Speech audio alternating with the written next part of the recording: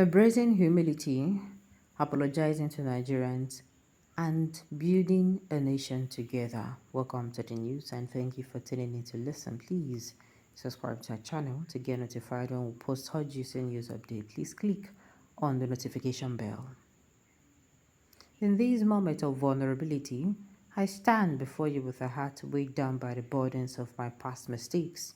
My intention was never to deceive you, my fellow countrymen and women, but rather to chase dreams of education and success that I believed one day would serve our nation.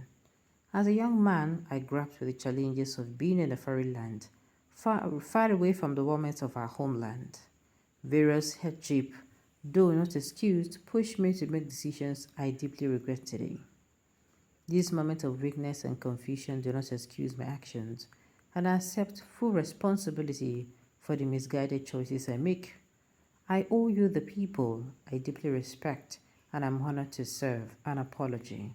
I made mistakes in my youth and I have learned profoundly from them. During my time in university, there were misunderstandings, personal errors, and missteps. I take full responsibility for not being as careful and disciplined as I should have been with my records. I extend my sincere apologies. I apologize for not being completely honest about my academic records. In my youthful eagerness and ambition, I misrepresented certain aspects of my past. I deeply reject I deeply regret those actions and understand the hurt that I've caused. This was a misguided attempt to present myself in a certain light, one that I thought was necessary for success. I acknowledge my flaws openly, as former President Bill Clinton did. In doing so, I hope to demonstrate not only my commitment to honesty and transparency, but also my dedication to serving this developing nation. I am not perfect, but I'm dedicated to making a positive impact on Nigeria. I want to be transparent with you. My past does not reflect the life I aspire to be. I am committed to rectifying my errors and proving to you that I am worthy of your trust. I trust to be more open, more honest, and more accountable. I understand the importance of integrity and vow to uphold it in all my actions. During my time abroad, I made decisions that I deeply regret today. The choices I made, especially in relation to my academic records, were misguided attempts to find a certain image, one that I proved would pave the way for my aspiration. As a young man navigating the complexities of a foreign land, I grappled with personal challenges, various hardships, and hope sickness, some of which led me down a regrettable path.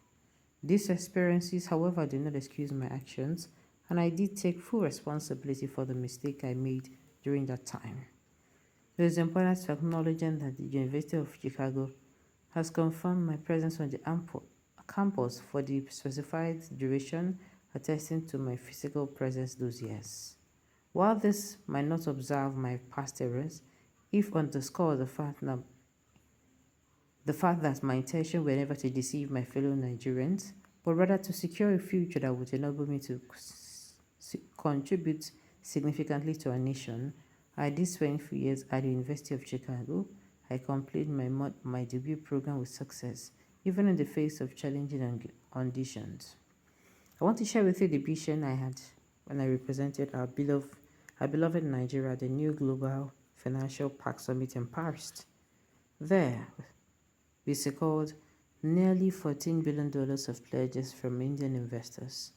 Indian Jindal Steel and Power have committed to investing $3 billion into Nigeria's steel sector, and Indorama Corp's plan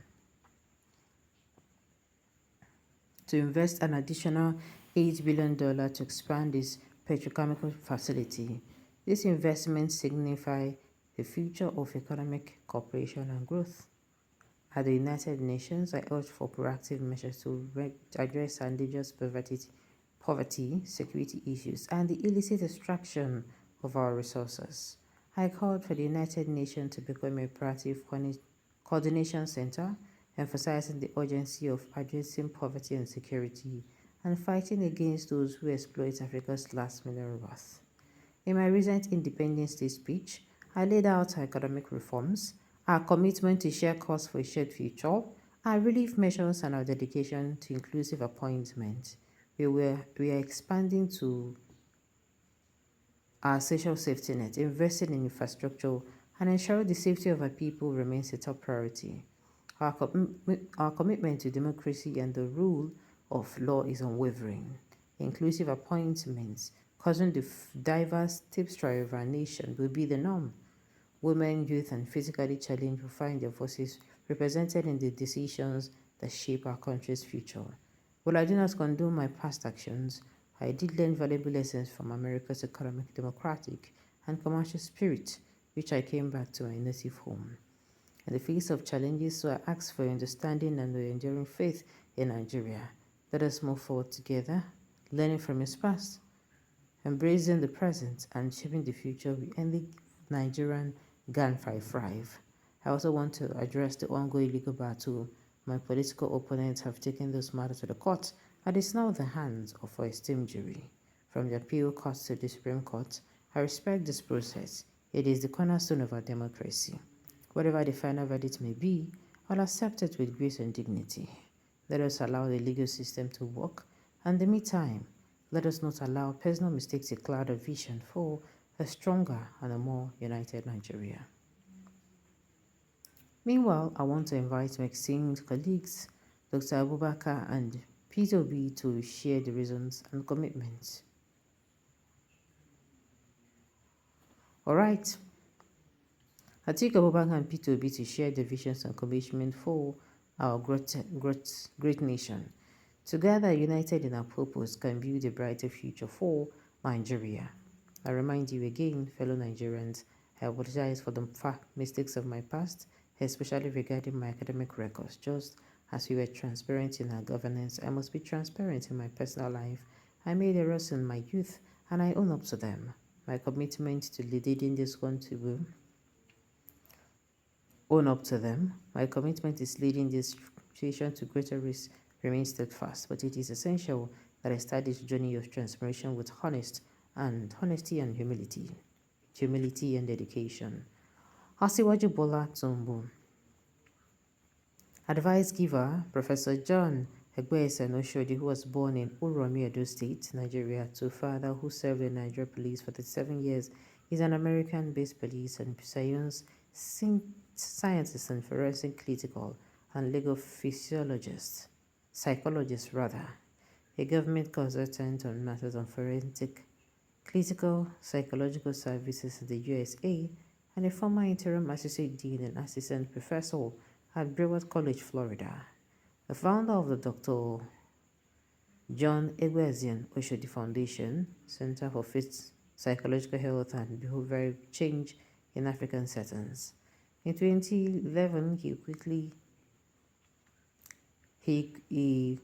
introduced state-of-the-art forensic psychology into Nigeria through NUC and Nasarawa State University, where he served in the Professor of Psychology as an associate professor. He was taught at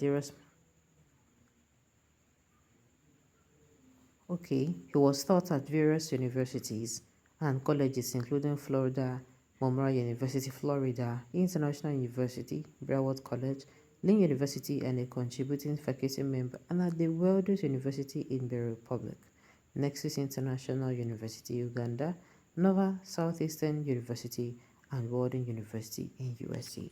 Alright, on this note, you have come to the end of the news. We say thank you for turning in to listen. Until I come your way next time, enjoy the rest of your day.